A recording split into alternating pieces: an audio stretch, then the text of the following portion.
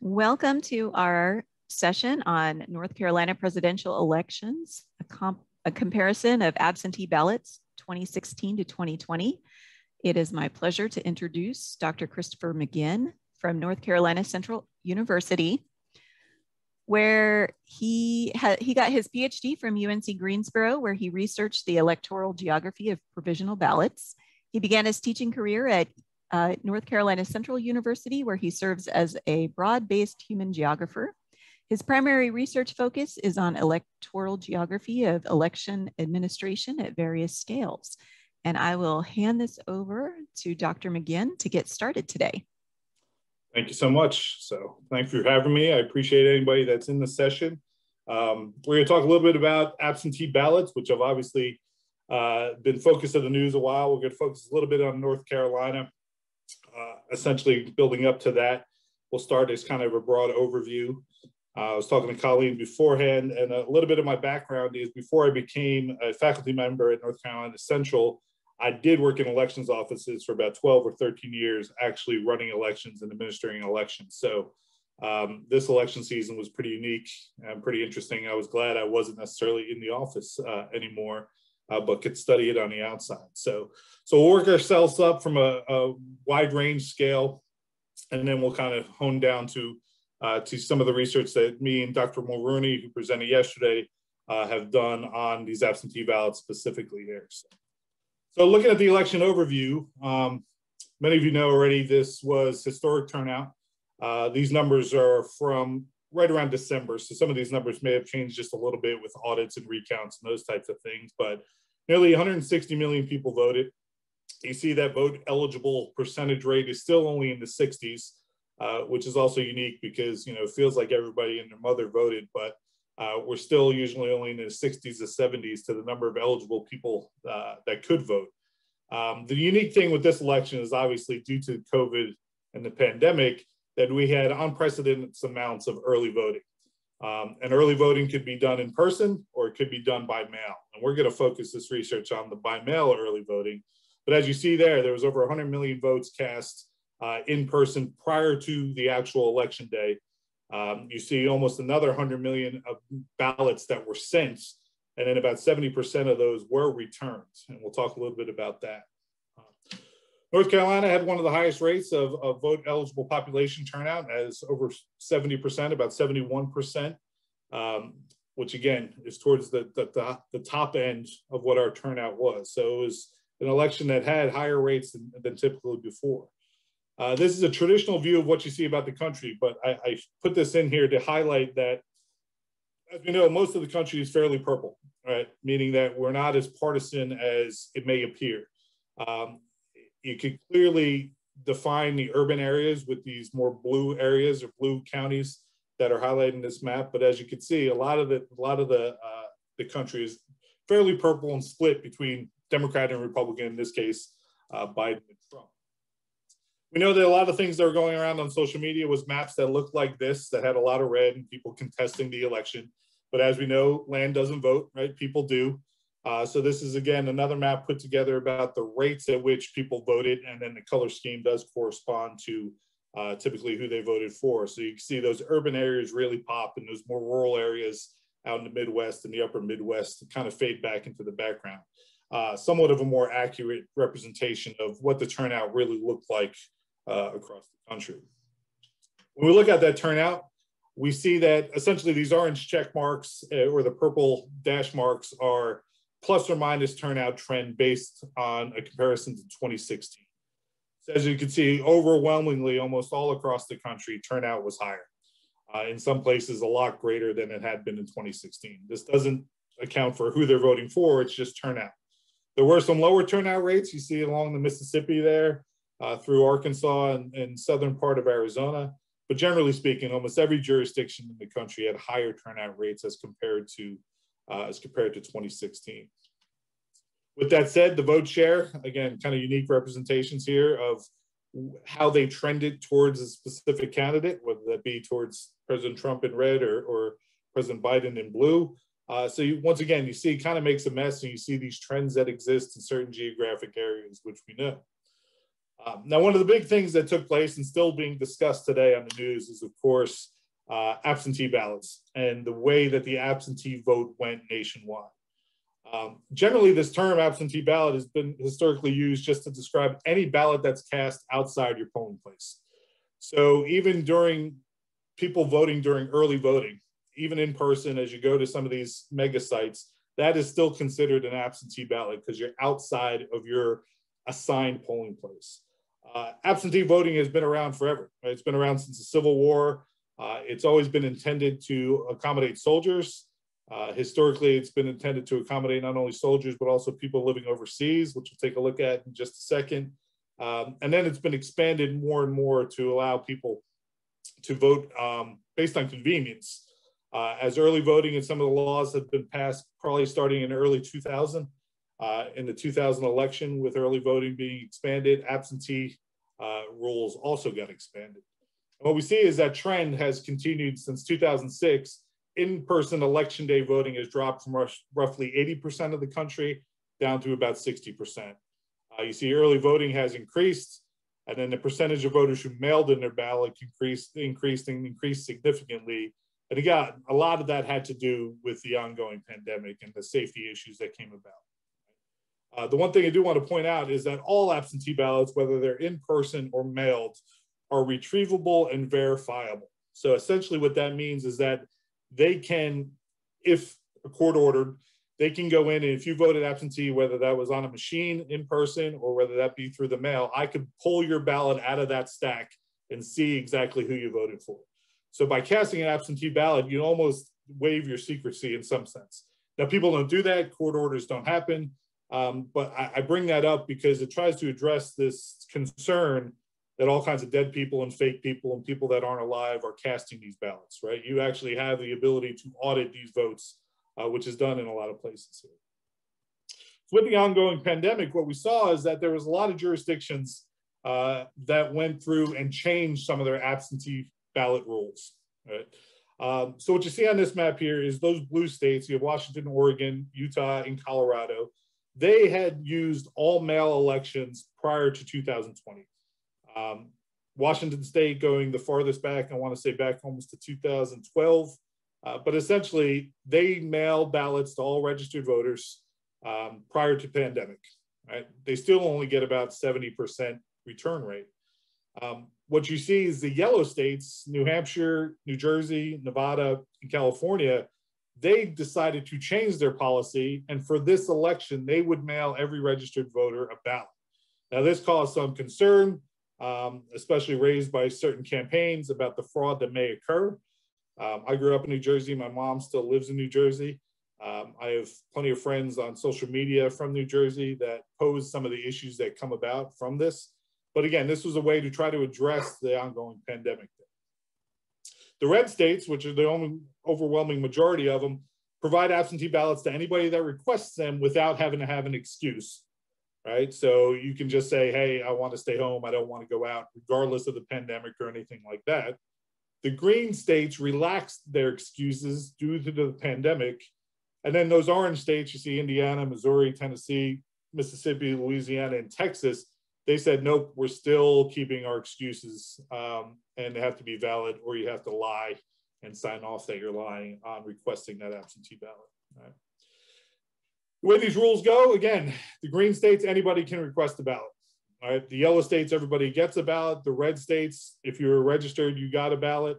And then the blue states had strict rules about requesting a ballot. So there was only certain people that could go about with those types of excuses.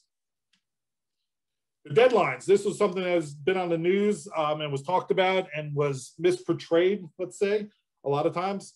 So if you watch the news and if you're into elections, you would have known that official results on election night mean nothing, right? Those are unofficial. Each state has a canvass date, usually 10 days after the election. In North Carolina, it's 10 days after the federal election, where they canvass all the votes, right? The board meets, a bipartisan board. It's open to observers, and this is where they reconcile all the votes. Oftentimes, that's where they reconcile and add in a lot of these absentee ballots that have been received. So what you see here by these mail deadlines is the green states, you had to be received in the office right? The actual ballot had to be received in the office by election day. In some cases, by the time the polls closed. So depending on the polls closing. Those red states, it had to be postmarked by election day, which we know, and some of you may have experienced, that the post office was having some issues this year.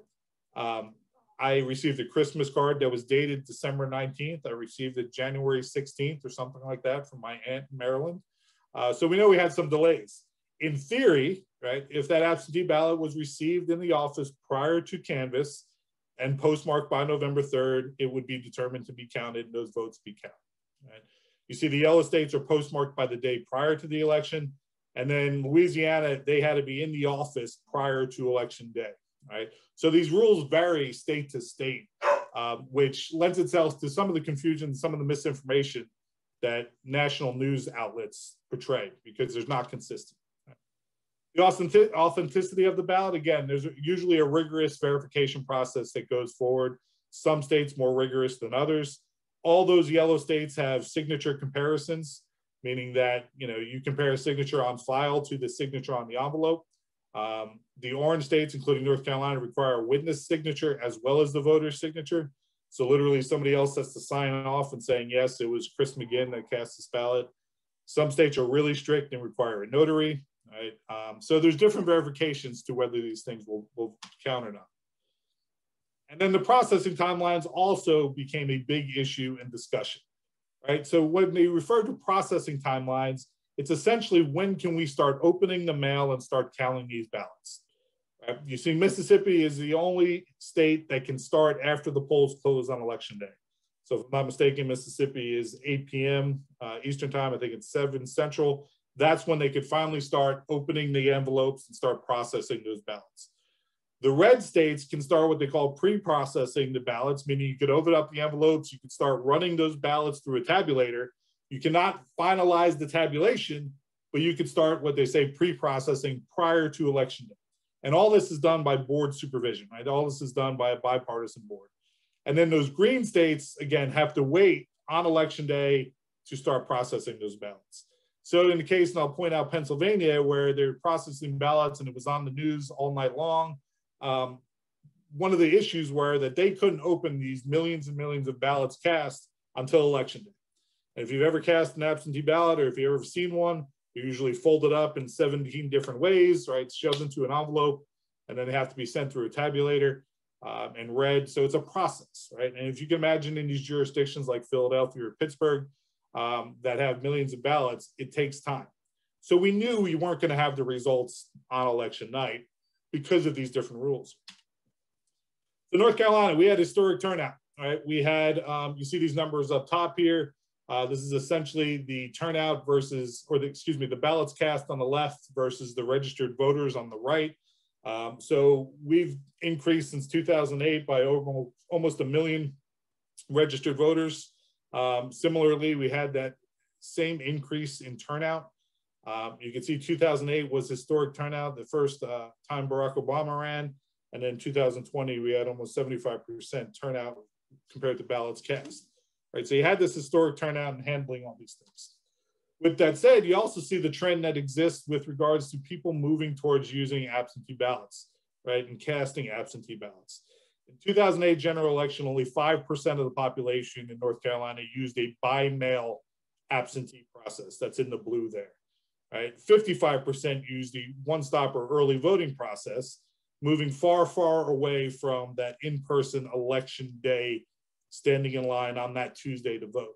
And what you see in the 2020 general election, for obvious reasons, COVID being at the head of the class there, is overwhelmingly more votes were cast prior to Tuesday or November 3rd than ever before, right? We had 20% of the population or 18% of the population casting ballots by mail, and then another 65% of the population going to early voting sites and casting their ballot.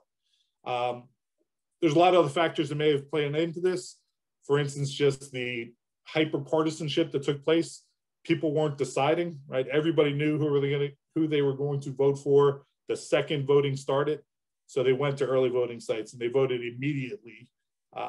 Also not knowing what would happen in the right? So on election night, we only had 16% of our votes cast that were actually cast on election day. So if you've ever worked the polls or been to the polls, you know that it was always like the Super Bowl of an election cycle. And for the past couple of years, it's gotten less and less like the Super Bowl simply because most of the work is done prior to the election.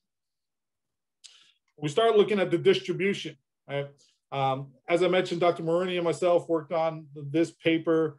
This is a precursor to use some information of COVID data to look at the analysis for COVID versus absentee ballots. So this is broken down by zip code is what I'm getting at here, right? And in 2016, right, the average number of absentee ballots cast by mail per zip code was about 2.9% or 2.19%. The average age was about 60 years old, right, on average. You see a lot of these darker trends around urban areas, around Wake County, around Forsyth County, down to Charlotte, and then some other spaces. You see there are certain zip codes that had much higher rates towards the 50% range, but it was grouped in based on the natural breaks of what took place. But again, you kind of see that distribution, which is fairly normal, right? And you could identify things like areas with high rates of nursing homes or elderly populations that had these higher rates in a traditional year. Through this process, what we did was we did a hotspot analysis or spatial cluster analysis, right? Essentially trying to identify, you see on the right there, zip codes that had high percentages of mail-in ballots next to other zip codes that had high percentages of mail-in ballots. And then cold spots would be the opposite. Areas that had low numbers or below average numbers of mail-in ballots next to other mail-in ballots. And the hotspots really pop in this first map in 2016. Again, you see in the Wake County, Durham, Orange County area, you see the Forsyth County area, Mecklenburg, and then we had these weird hotspots that existed here in Bladen County, which can be attributed to a number of different things. We anticipate that some of those hotspots down there in the more rural Bladen County area might have something to do with local issues or with the local congressional race that was more heated in 2016 than the presidential race, right? We had some cold spots up here in Edgecombe, down here in Onslow, and down here in Columbus and Robeson County area. But again, not too dramatic moving forward there. When you look at the characteristics of these hotspots and cold spots, you do see some very distinct characteristics that stand out, right? The hotspots had higher median household incomes compared to the cold spots. The hotspots generally had lower percentages of minority populations, and those hotspots were generally in highly areas with high population density compared to those cold spots, which are more rural. Again, there's a number of factors that play into this. The population density factors had a lot to do not only with urban areas, but where you would find nursing homes and retirement communities and some of those things. The minority population and median household income gets to this kind of civic engagement and this idea of understanding the civic process that has general characteristics that play out and follow along race and income lines. When we look at 2020 here, we see, again, the percentage mail-in increases dramatically, right? You see a lot more dark red in a lot of different places. You see very few areas that had low percentages. The average percentage of number of ballots per zip code jumped from 2 to 10%, and the median age decreased, right? It decreased by 3 or 4 years, which doesn't seem necessarily so significant, but as you start getting into play and having such an increase in ballots, you start to realize that it played a major role here. What you really see in 2020 is these emergence of cold clusters, right? You see the hot spots and the hot clusters that existed, again, around these urban corridors. You see Asheville come in, Charlotte, Mecklenburg, Wilmington, the Triangle, and a little bit of the Triad. But then you had these cold spots come up. And we anticipated, we theorized that these cold spots had a lot to do with that anti-mail, anti-distrust of the process that existed in today's or in this election's kind of atmosphere, right? Up here, you have majority minority counties, which, as we'll see, have higher cold spots. And we think this gets back to this idea that these majority minority counties historically have been disenfranchised, so also led to a distrust in the process. We also know that, again, there was issues with post office and some partisan issues with the post office that were put out there in the public sphere, that we think that this distrust led to some groups that historically have been marginalizing, not utilizing that by mail absentee policy there. As we look at the breakdown, again, still similar patterns, right? Higher income, higher population density, lower minority percentage compared to those cold spots. So we had rural areas that really didn't want to use the by mail, right? And then we had urban areas that did. What's interesting with this 2020 election, if you've been involved in elections, is this has kind of done a full switch, right? Historically, when you're in election administration or if you're an elected official, by partisan nature, Republicans historically used the by-mail election process to a greater extent than Democrats. Democrats generally use the in-person early voting to a greater extent, which is kind of evident here, right? What we see here is the blue graph on the right. This is 2016, percentages by mail cast based on party affiliation. And then the orange in the back is 2020, which explains a lot. On the left, we kind of have a breakdown, right, which is a lot of numbers, Shannon, I'll go over in just a little bit. The big thing to look at is down the bottom here, this dramatic increase, right? In 2016, there was only just under 200,000 absentee by mail ballots counted. Jump to 2020 and it's, tenfold that. We're at 1 million absentee by mail. So you can imagine the administrative strain that's not only put on elections offices, but you can imagine the change in demographics that occurred. But as I said, historically, Republicans voted using by mail absentee at a higher rate than Democrats historically, until you get to 2020. Right? In 2020, you see overwhelmingly Democrats voted at a higher rate than Republicans using the by mail absentee rate. We have a couple other parties that were recognized that are arbitrary: the Constitutional Party, the Green Party, and the Libertarians, which weren't necessarily recognized in 2016. Right? Unaffiliated, it's generally kicked up a little bit, but the most dramatic switch was that switch from Republican to Democrat. And again, a lot of that focused around the dialogue that was coming from the White House at the time, and a lot of the dialogue that was kind of being discussed in a partisan nature of what's safe, what's fraud, what's rigged. And then this all gets into the big realm that we're living under the COVID umbrella, right? And the view that from a partisan standpoint of COVID is fake, COVID is safe, I'm not leaving my house, I'm going to vote absentee versus I am going out, all that whole atmosphere and discussion that took place. When you look at race, again, similar things stand out. Overwhelmingly, white people generally use absentee ballots more than other minorities. You see in 2016, it was almost 83% of the ballots cast were by white populations, right? That dropped significantly. And although there were some skepticism that occurred in traditional Black communities in Northeast North Carolina, their increase of percentage of absentee ballots cast by mail did increase.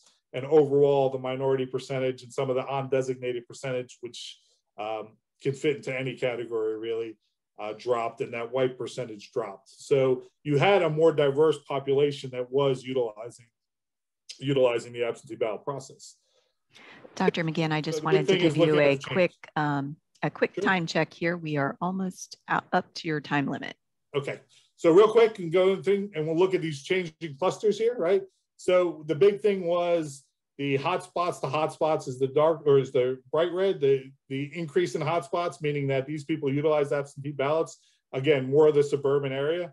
And the big thing was the hotspot to cold spot, or the no cluster to cold spot. So places that historically had used absentee ballots in some way, shape, or form, but now really didn't do it. And that's in a lot of these more rural areas that showed there was more Republican areas that kind of moved forward with really being anti about the process of by mail absentees. As I said, this is a precursor to using this data to compare it to COVID data. And what we find is, what you expect to find is that a lot of these rates correspond with partisan affiliation, with COVID rates, and partisan affiliation and partisan views on those things. So that is what I have. Let's go through there fairly quickly. Thanks, Colleen, for letting me know that I was getting close there. Again, if you guys have any questions, I know I went through a lot kind of quickly, but it kind of highlights the geography and the spatial clustering that did exist with these absentee ballots. Thank you. That was really interesting. I wonder if you considered maybe the impact of Hurricane Matthew in 2016 as a reason for that southeastern North Carolina section, that cluster, where they had an increase in absentee voting. Yeah, the Bladen County, it had the hurricane was one of the issues that happened right before Election Day during early voting. And then there was some, and some of you may remember, there was actually a recount and a new election on one of the congressional districts down there. So that was a heated congressional district that had some, I think there was actually a bunch of fraud, to be perfectly honest, with absentee ballots in that one region that's down there. Because there's a guy that went to jail for essentially filling out people's applications in that area. Now, I haven't connected the two specific areas, but that's a congressional district that took place in. So. Got it. So I have a few questions here from the audience. Sam Feldstein wants to know what happened in terms of absentee ballots in the rest of the mountains alongside the hot spots. So up in this area in the mountains, so when we're looking at these spatial clusterings here, this doesn't mean that they're not using absentee ballots. This just means that certain areas, the red areas, have obviously higher rates and are clustered. This centers around Asheville and the kind of turnout that was promoted in a traditional liberal urban area, promoting the use of absentee ballots. We saw on election night that Biden overwhelmingly got more votes from the absentee by mail nationwide than Trump did. In the more traditional mountain rural areas, these people still voted in person, right? They still voted in their community centers. In a lot of these more rural areas, there may not have been the same fear, regardless of partisan nature, of being in big crowds, because it is a more rural area at a school that doesn't have as many registered voters in these polling places. And I'm going to apologize ahead of time if I butcher this name, but it looks like Kalia Noche has asked, is there any discussion surrounding the lower voter turnout near the Mississippi and that strict absentee laws? So oftentimes, I think you're talking about this map right down here, around here. Yes, if you go national and you look at some of the laws that are put into place, a lot of times they are restrictive in nature and they want to deter turnout. Whether you like it or not, there's partisan aspects behind that. So a lot of this area here that has lower turnout, if you look at it traditionally also, this is known as the Black Belt, right? So this is a lot of historic plantation areas and lower income Black populations that are located in those purple kind of zones.